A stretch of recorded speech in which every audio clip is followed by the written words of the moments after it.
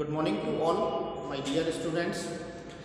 Today we are going to study the type of the colloids. The type of the colloids on the basis of the physical state of dispersed phase and dispersion medium. तो हम क्या पढ़ने जा रहे हैं? Dispersed phase और dispersion medium के physical state के बेसिस पर कोलाइड की स्टडी करने जा रहे हैं. ठीक है, तो देखिए इधर on the basis of dispersed phase and dispersion medium. तो यहाँ आप लिखोगे dispersed phase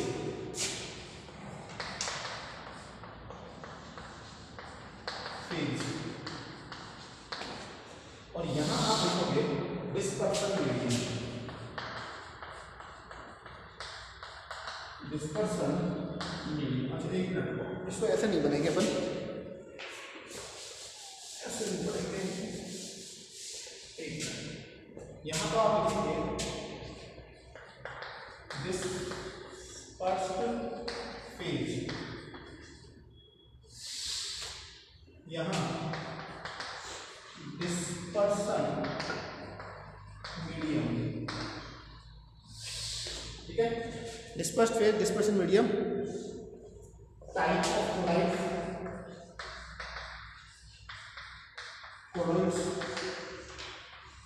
type of colloids. और यहाँ पे आप क्या करोगे? एग्जाम्पल. ये 4 कॉलम आप ड्रा करोगे. 4 कॉलम जो है आप ड्रा करोगे. सबसे पहले डिस्पर्स्ड फेज, फिर डिस्पर्शन मीडियम, फिर उस कोलाइड को हम क्या कहेंगे और उस कोलाइड का नेम क्या होगा ये हम पढ़ेंगे. क्लियर? तो सबसे पहले मैं यदि डिस्पर्स्ड फेज में सॉलिड, एक बार आप टेबल उतार दो, मैं समझाऊंगा. सॉलिड एंड सॉलिड, फिर लिक्विड,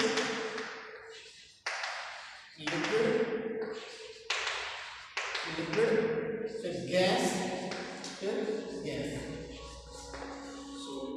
डिस्पर्स्ड फेज सॉलिड, फिर उसके बाद में लिक्विड 3 बार लिक्विड और फिर 2 बार गैस. लिख लीजिए, फिर हम बता दूं. और डिस्पर्स मीडियम जो है, डिस्पर्सन मीडियम में लिखोगे solid liquid gas, solid liquid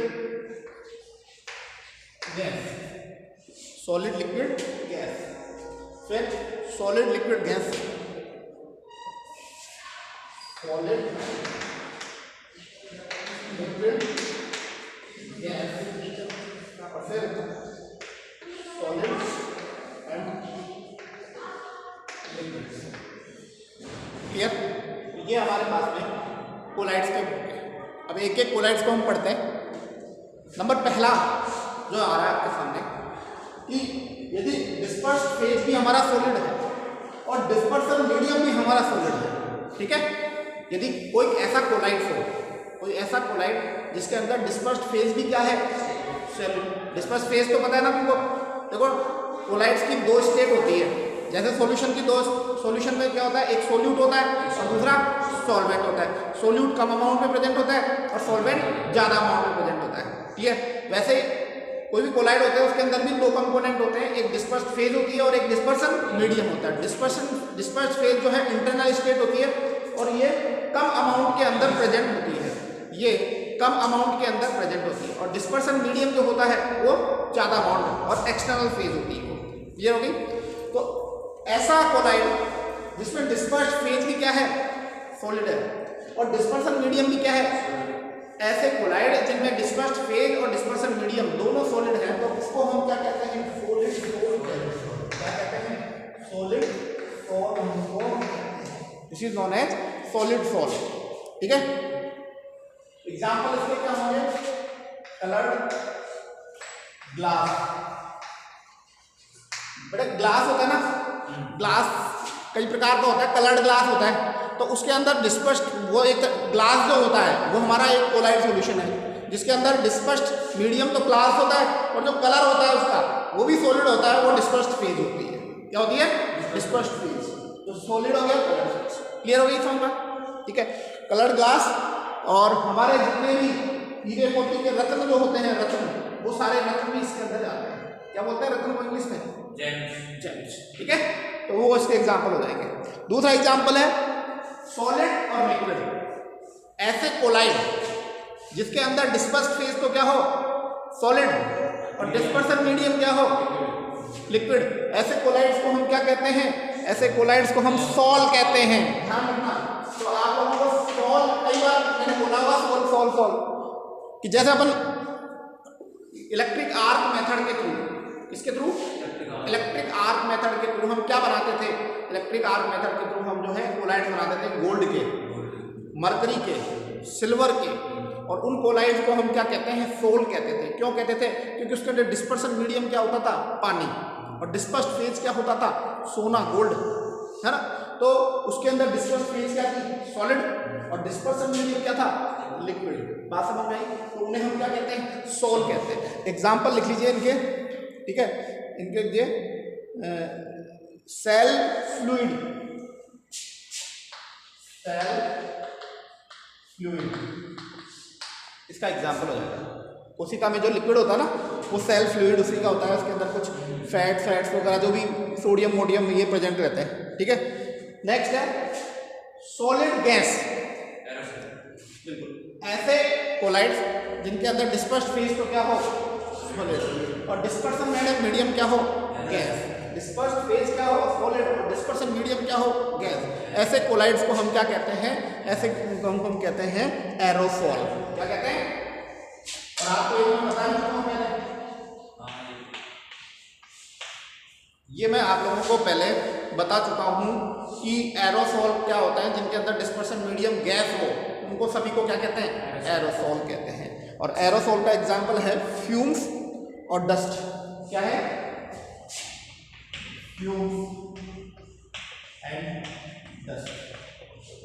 fumes और डस्ट जो है इनके एग्जांपल्स होंगे। क्लियर हो गया?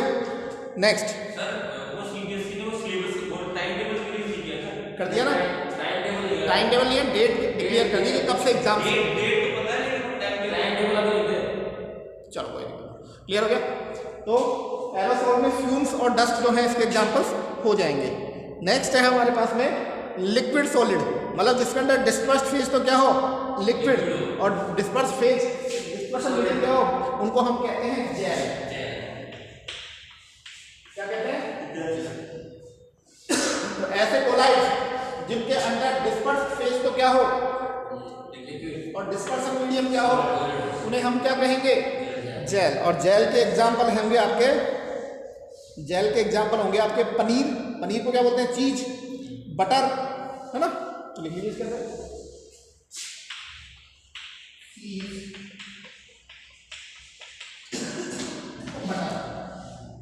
वो इसके एग्जांपल होंगे, चीज और बटर। क्लियर हो गया? Next liquid. अगला कौन सा है? जिसके अंदर डिस्पर्स्ड फेज भी क्या हो? लिक्विड हो, और डिस्पर्सन मीडियम भी लिक्विड हो, उन्हें हम क्या कहते हैं? इमल्सन। अभी इमल्सन हमारे चैप्टर से हटा दिया गया है सीबीएसई ने, नहीं तो अपन इमल्सन पढ़ते हैं। हाँ, इमल्सन बहुत ज़्यादा यूजफुल होते हैं, इसलिए इमल्सन की स्टडी अपन ने इस साल हटा दी है। सीबीएसई ने सिलेबस में इमल्सन को रिमूव कर दिया। तो ऐसे कोलाइड्स जिसमें डिस्पर्स्ड फेज क्या हो? लिक्विड, और डिस्पर्सन मीडियम भी क्या हो? ऐसे को क्या कहते हैं? इमल्सन। तो आपको इमल्सन की डेफिनेशन को याद होनी चाहिए ना। इमल्सन एक तरीके से क्या है? कोलाइड्स है जिसके अंदर डिस्पर्स्ड फेज भी लिक्विड होता है और डिस्पर्सन मीडियम भी क्या होता है? लिक्विड होता है। उन्हें हम क्या कहते हैं? इमल्सन कहते हैं। क्या कहते हैं? इमल्सन कहते हैं। इसका एग्जांपल लिखिए, मिल्क, हेयर क्रीम। अभी आपको मैं बताऊं, इसमें मेरा सिलेक्शन हुआ है, उसमें क्वेश्चन आया था स्कूल लेक्चर जिसमें मेरा सिलेक्शन हुआ 28 रैंक आई है। उस क्वेश्चन में क्या पूछा गया था? उसमें ये पूछा गया था कि बालों की क्रीम है। सुनो क्वेश्चन क्या था? The hair cream is, hair cream is.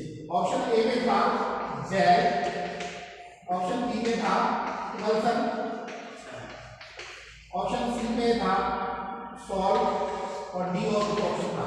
मैं इसमें जेल लग गया हूँ और गलत हुआ यार, क्योंकि मुझे क्या पता था क्योंकि इतना डीपली मैंने पढ़ा लिया इसको। मैं तो यार बालों में तो जेल लगाते, बालों में क्या लगाते हैं, जेल लगाते हैं। और मेरे 2 नंबर का 2 नंबर तो गए जो गए, साथ में 0.66 नंबर जो है नेगेटिव घुमाते हैं, समझ गए ना। तो ये ध्यान रखना बार हेयर, इसलिए मैंने लिखा है यहाँ पे, क्योंकि इंसान जो एक बार गलती कर देता है उस गलती को बार बार नहीं दोहराना चाहिए। अब मैं हेयर क्रीम जैसे ही नाम आता है मेरे अकाउंट को भी लग जाती है, आज हो सकता है मेरी 20 रैंक रहती है, शायद ये क्वेश्चन सही हो जाता था, समझ गए ना। तो ऐसे ठोकर खा खा के इंसान क्या कहलाता है, ठाकर कहलाता है। ठोकर खा के इंसान क्या कहलाता है, ठाकर। इसलिए ठोकर ज्यादा मत खाओ, पहले ही ज्ञान ले लो, पहले ही ज्ञान ले लो, ठोकर मत खाओ। समझ गए आप लोग, बात समझ में आ गई होगी आप। तो ये आपको समझ में आ गया कि ऐसे, तो इमल्सन की डेफिनेशन और जेल की डेफिनेशन याद कर लेना, इंपॉर्टेंट है। इमल्सन तो क्या होते हैं, जिसमें डिस्पर्स्ड फेज और डिस्पर्सन मीडियम दोनों के दोनों कैसे हो, दोनों के दोनों लिक्विड हो, ऐसे को हम क्या कहते हैं, इमल्सन कहते हैं। और यदि डिस्पर्स्ड फेज हमारा लिक्विड हो, डिस्पर्स्ड फेज हमारा लिक्विड हो और डिस्पर्सन मीडियम सॉलिड हो, तो उसको हम जेल कहते हैं। और जेल का एग्जांपल चीज, बटर, चीज और बटर कैसे हैं, जेल। खाते हो बटर, तो आप चीज भी खाते हो। नेक्स्ट है कि ऐसे जिसमें डिस्पर्सन मीडियम, तो डिस्पर्स्ड फेज तो लिक्विड हो और डिस्पर्सन मीडियम क्या हो, गैस, तो उसे भी हम क्या कहते हैं, एरोसोल कहते हैं। आपको पता है जहां जहां dispersed phase, dispersion medium gas होगा, वहां वहां कोलाइड्स का नाम ही एरोसोल हो जाएगा। समझ में आ गई आपको। और इसके एग्जाम्पल लिख लीजिए आप, कोहरा, फ्रॉग, क्या बोलते हैं कोहरे को, फोक है ना, फोक्स, जो इस समय आप लोगों के सामने है। तो एग्जाम में ये पूछे जाएंगे और आपको याद नहीं आएंगे, इसलिए इसका रिवीजन बहुत अच्छा करना है। इसलिए बड़ा ये टॉपिक रह गया था, इसलिए मैंने इसको पढ़ाया आपको, ठीक है। फोक्स हो गया, क्लाउड्स,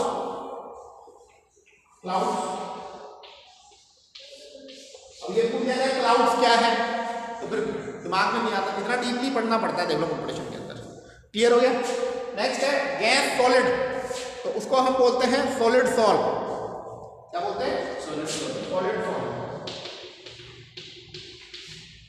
सॉल्व। और सॉलिड सॉल्व के अंदर क्या हो जाएगा, सॉलिड सॉल्व में हमारा एग्जांपल हो जाएगा प्यूमिस स्टोन, फोम और रबर। प्यूमिस स्टोन, ये पूछा गया है कि क्वेश्चन, प्यूमिस स्टोन, रबर, है ना, ये हो जाएगा। नेक्स्ट है गैस लिक्विड, और इसके अंदर आ जाएंगे फॉर्म, ठीक है। और इसमें आ जाएंगी फॉग ऑफ सॉल्ट, साबुन, क्या है, फॉग ऑफ सॉल्ट, साबुन का झाग, या फ्रॉग बोलते हैं, फ्रॉग ऑफ सॉल्ट, है ना। और फेंट, फैटिगिंग,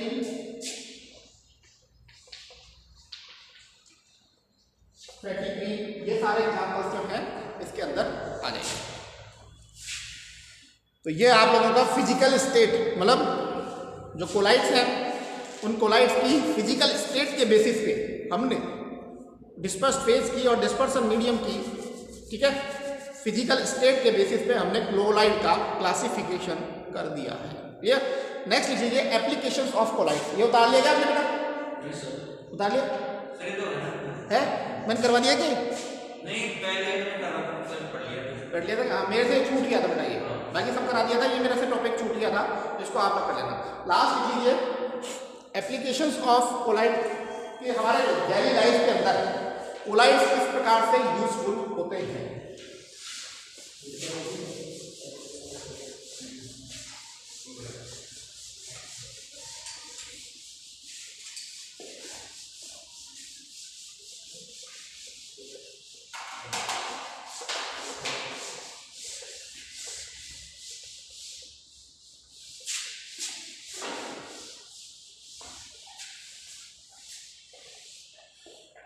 एप्लीकेशंस ऑफ कोलाइड,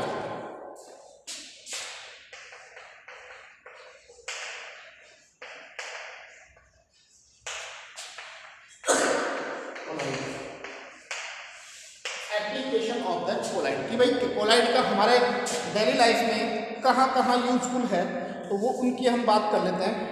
कोलाइड हमारे डेली लाइफ में कहाँ काम आते हैं, ठीक है। तो सबसे पहले लिखिए पहला application, the colour of sky and the colour of sky and जो सी आर, ये मैं करवा चुका हूँ आप लोगों को कि समुद्र का रंग नीला और स्काई रंग ब्लू क्यों होता है, क्योंकि ब्लू कलर का डिस्पर्सन क्या होता है, सबसे ज़्यादा होने के कारण, ठीक है, ठीक है, वेवलेंथ कम होती है ब्लू कलर की, और जो ये पार्टिकल्स हैं उनका डिस्पर्सन ज़्यादा करते हैं, रेड कलर का डिस्पर्सन कोलाइड नहीं कर पाते हैं, ठीक है। तो इसके अंदर लिख लीजिए, एक लाइन लिखिए the blue colour have contain less wavelength, हाँ less wavelength, so collide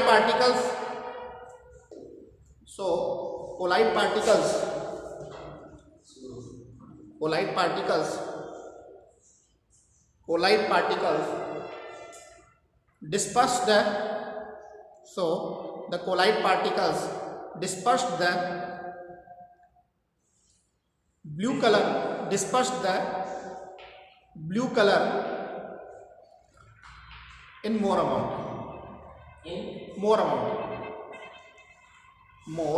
amount. So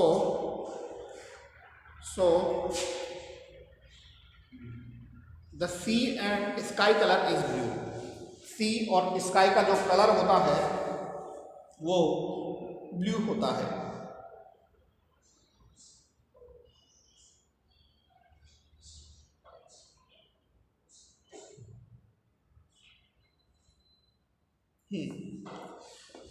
देखो बेटा, एक दूसरा एप्लीकेशन है ब्लड क्लॉटिंग। दूसरा एप्लीकेशन क्या है? Blood clotting. क्या होती है ब्लड क्लॉटिंग? सुनो, आपने देखा होगा कि जब आपके पापा दाढ़ी बनाते हैं तो दाढ़ी बनाने के बाद में एक सफ़ेद रंग की बट्टी आती है, उस सफ़ेद रंग की बट्टी को अपने सारे उसके ऊपर लगाते हैं, फिटकरी लगाते हैं। क्यों लगाते हैं? क्यों बेटा, हमारे जो स्किन है उस स्किन से कौन लगे होते हैं? बाल लगे होते हैं। तो जब रेजर उसके ऊपर चलता है तो वो कहीं ना कहीं कोई ना कोई वाउंड बना देता है, घाव बना देता है, और कई बार तो घाव इतने ज़्यादा बनते हैं कि खून बहने लग जाते हैं। होता है कि नहीं होता? तो क्या होता है, हमारा जो ब्लड होता है वो एक कोलाइड है। ब्लड क्या है? ब्लड ब्लड के अंदर क्या होता है? हीमोग्लोबिन होता है। और हीमोग्लोबिन एक कैसा कोलाइड है? हीमोग्लोबिन एक कैसा कोलाइड है? नेगेटिव कोलाइड है। Very good. Blood is a colloidal solution, and we know that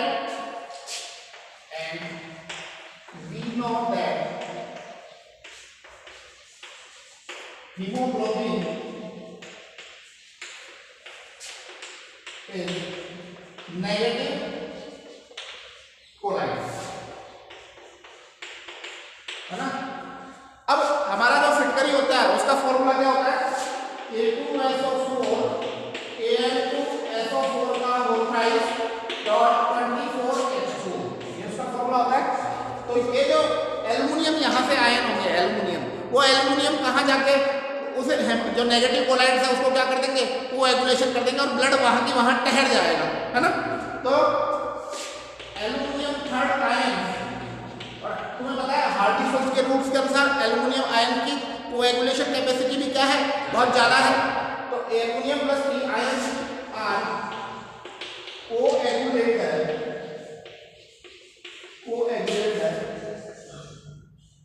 blood. तो ब्लड क्लॉटिंग करते हैं नहीं करते हैं? तो ये भी हमारे कोलाइड का एप्लीकेशन है कि नहीं है? उतार लो।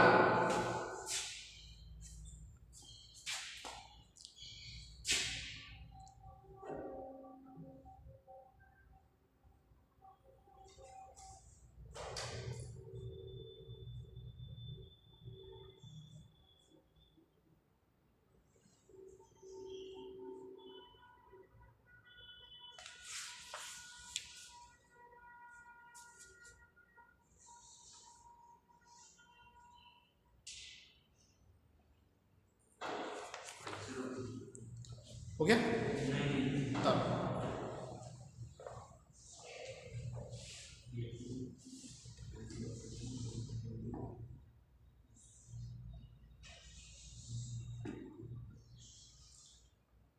हो गया।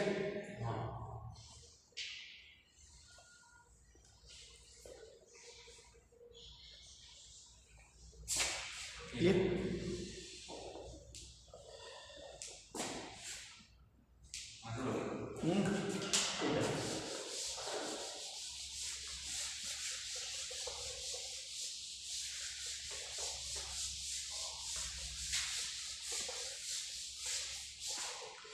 यहाँ तक क्लियर हो गया। चलो एप्लीकेशन ऑफ कोलाइड्स के अंदर दूसरा लिखिए डेल्टा, तीसरा operation delta formation, delta formation. देखिए बच्चों, डेल्टा फॉर्मेशन क्या होता है? डेल्टा होता क्या है, किसी को पता है क्या? डेल्टा वहां होता है जहां, हाँ बिल्कुल, जहां पे क्या होता है कि समुद्रों से सामान उतारा जाता है और समुद्रों पे सामान चढ़ाया जाता है। जैसे माल जाता है ना एक देश से दूसरे देश या एक कंट्री से दूसरी कंट्री, जब सामान जाता है, कोई तेल जाता है, कोई कुछ ना कुछ जाता है, तो वहाँ समुद्रों पर डेल्टा बनाए जाते हैं। और वो डेल्टा खुद बनाए नहीं है, भगवान की मर्जी से अपने आप बन जाता है। कैसे बन जाते हैं उस चीज़ को डिस्कस कर लेते हैं। तो क्या होता है कि मिट्टी जो होती है समुद्रों से, नदियों से धाराधार लाई गई जो मिट्टी जो होती है वो कैसे नेचर की होती है? नेगेटिव कोलाइड्स होती है, नेगेटिव चार्ज होता है मिट्टी के ऊपर। सॉइल के ऊपर कौन सा चार्ज होता है? SiO2 है, तो जो है नेगेटिव चार्ज होता है। अब समुद्र के पानी में तुम्हें पता है कौन से क्या होता है? आयंस प्रेजेंट होते हैं, वो सोडियम आयन, मैग्नीशियम आयन, बहुत सारे साल्ट प्रेजेंट होते हैं। तो ये साल्ट जो समुद्र के पानी के अंदर से जो आयंस होते हैं वो इस नेगेटिव चार्ज मिट्टी को क्या कर देते हैं? कोएगुलेट कर देते हैं। और ये जो समुद्रों की जो मिट्टी होती है वो क्या हो जाती है? नीचे सेटल्ड हो जाती है, और सेटल्ड होने की वजह से क्या होती है? वो जम जाती है और डेल्टा का फॉर्मेशन हो जाता है। तो मिट्टियाँ सेटल्ड क्यों होती है? वैसे तो मिट्टी कोलाइड होती है, तो पता है समुद्र के पानी में, नदी के पानी में मिट्टी होती है, लेकिन वो मिट्टी क्या होती है? तैरती रहती है। मिट्टी क्या होती है? वो तैरती रहती है। और वो मिट्टी तैरने की वजह से जब आयंस, कैटायन और एनायंस जब आते हैं तो वो मिट्टी को, कोलाइड मिट्टी को क्या कर देते हैं? कोएगुलेट कर देते हैं। मिट्टी को क्या कर देते हैं? वो कोएगुलेट कर देते हैं, जिससे मिट्टी नीचे सेटल्ड हो जाती है। मिट्टी कहाँ सेटल हो जाती है? बॉटम में सेटल हो जाती है। और इस चीज को हम कहते हैं डेल्टा का फॉर्मेशन हो गया। जब मिट्टी जम जाएगी तो वहाँ क्या बन जाएगा? डेल्टा बन जाएगा। नहीं तो लिखो इसके अंदर, लिखिए कि the soil particles which are exist, the soil particles, हाँ, the soil particles which are exist, soil particles which are exist in water, soil particles which are exist in water are negative colloids. colloids होंगे तो तैरते रहेंगे, ठीक है? are negative colloids, ठीक है? These particles are floating with river water. These particles are floating with river water, ठीक है? When the river water, हाँ भाई वो नेगेटिव कोलाइड होते हैं, और कोलाइड तुम्हें पता है पानी में तैरते रहेंगे। When these soil particles are connected with sea water, when these colloid particles connected with sea water, soil particles, C water, समुद्र के पानी की, भाई नदी का पानी किसके कांटेक्ट में आएगा? समुद्र के पानी में कांटेक्ट में आएगा ना, sea water. Then sea water contain many salt, the sea water contain many salt. Okay,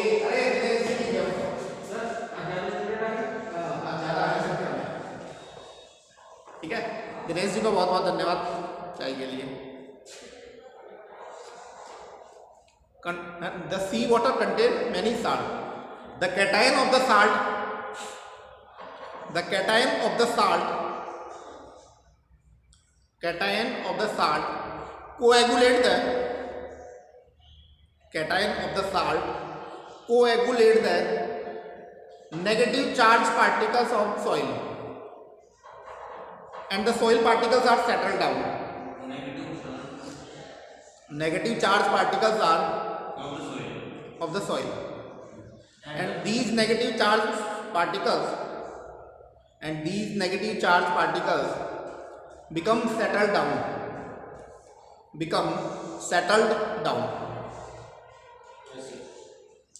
ठीक है, and form a delta. समझ में आ गया ना डेल्टा? कि नदियां जो मिट्टी लेके आती है वही क्या बनता है? डेल्टा। लेकिन कब बनता है? जब वो समुद्र के पास में आता है।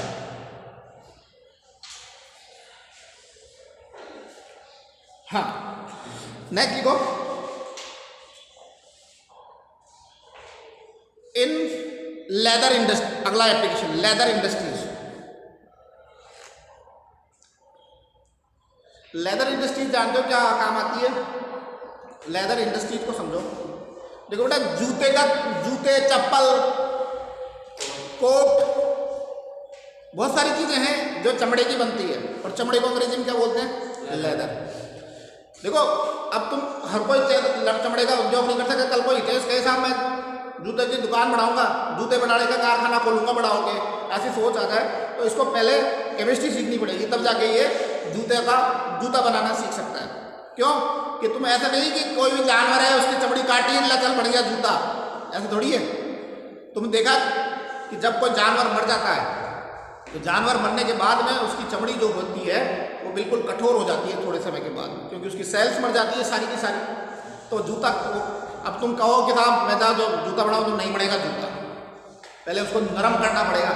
और नरम ऐसे नहीं कि पानी में डुबो दिया नरम पड़ गया, वो ऐसे नहीं होगा। देखो, जो जानवर की जो चमड़ी होती है वो पॉजिटिव चार्ज कोलाइड होती है। कैसी होती है? और उस चमड़ी को काम में लेने से पहले हम क्या करते हैं? उसको टेनिन नामक एक सब्सटेंस में डुबोते हैं, और वो जो टेनिन होता है वो कैसा होता है? नेगेटिव चार्ज कोलाइड होता है। अब वो नेगेटिव चार्ज कोलाइड जो है उस पॉजिटिव चार्ज कोलाइड वाली चमड़ी को कोएगुलेट कर देगा, और जैसे उसका कोएगुलेशन हुआ चमड़ा नरम पड़ जाएगा। फिर आप उसको जूते में डाल दो, कोट बना लो, जचे जो बना लो। आप समझ में आ गई? तो लिखो इसके अंदर, देखिए, in leather industries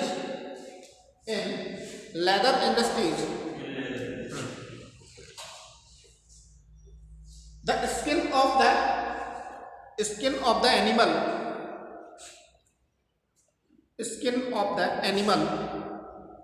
is positive charge colloid. Skin of the animal is positive charge colloid. Skin of the animal is positive charge colloid. ठीक है? To using this skin, first of all, this skin is dipped in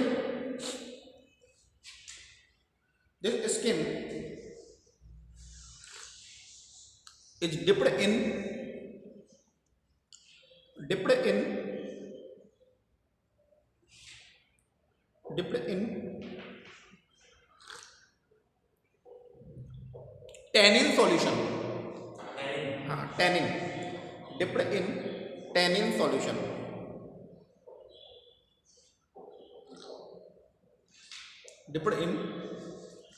tannin solution. है ना? The tannin is negative charge colloid. The tannin is negative charge colloid. The tannin is negative charge colloid. So it coagulates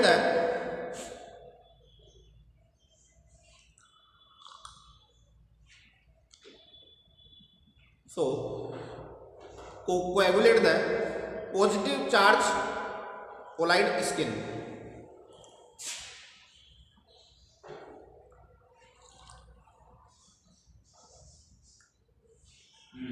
ठीक है? समझ आ गई? अगला application लिखो, इन medicine. तो ये तो लेदर इंडस्ट्रीज का समझ में आ गया। नेक्स्ट लिखो मेडिसिन।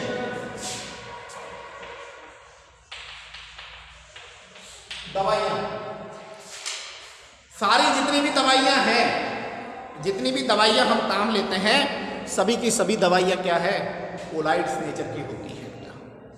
हमारी मैंने एक दिन पहले भी डिस्कस किया था आप लोगों से कि हमारे शरीर के अंदर कोई भी दवा तब असर करती है जब वो हमारे ब्लड में जाके मिलती है। मिलती कि नहीं मिलती?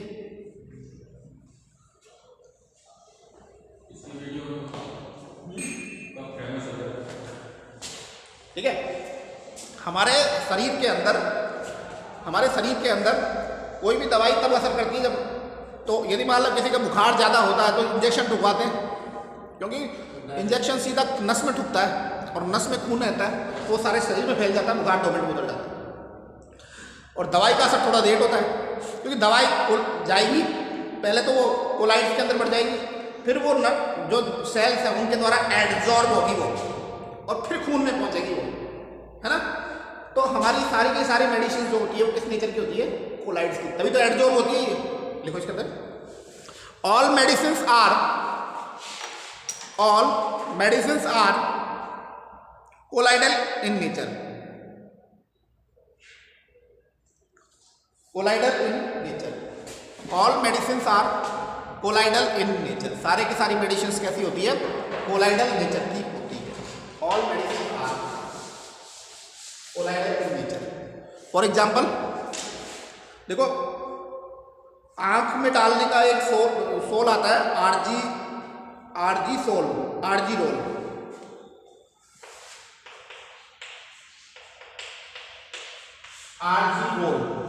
है ना। ये किस में डाला है, आई ड्रॉप होता है।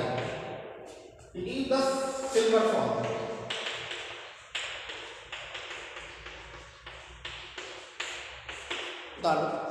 RG roll is a eye drop. RG roll is a eye drop. RG roll is a eye drop, which is used. It is a silver salt. It is a silver salt.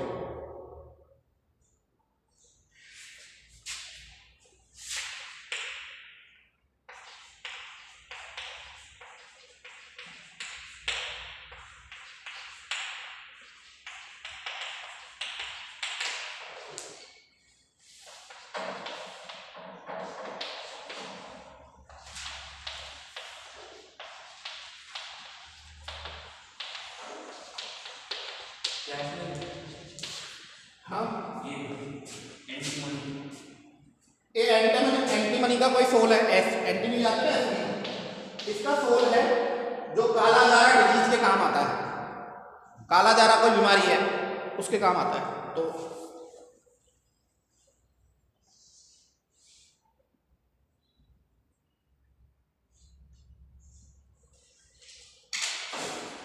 Milk of magnesia का नाम सुना आप लोगों ने? क्या होता है milk of magnesia? दूध का जैसा होता है, लेकिन फॉर्मूला क्या होता है इसका? MgOH का whole twice. Milk of magnesia ये पेट की गड़बड़ दूर करने का काम आता है। रिमूव द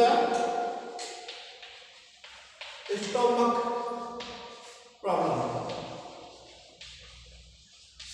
स्टोमक प्रॉब्लम को दूर करने के काम में आता है, मतलब पेट की जो गड़बड़ है उसको दूर करने के काम में आता है। स्टोमक प्रॉब्लम को दूर करने के काम में आता है। ये भी एक कोलाइड है। ये भी क्या है? कोलाइड। ये भी एक कोलाइड्स है।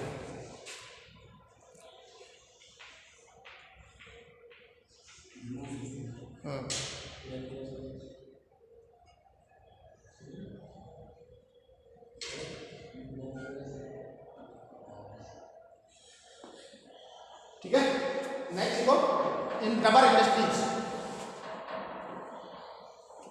अगला रबर इंडस्ट्रीज। टाइम हो गया क्या देखना?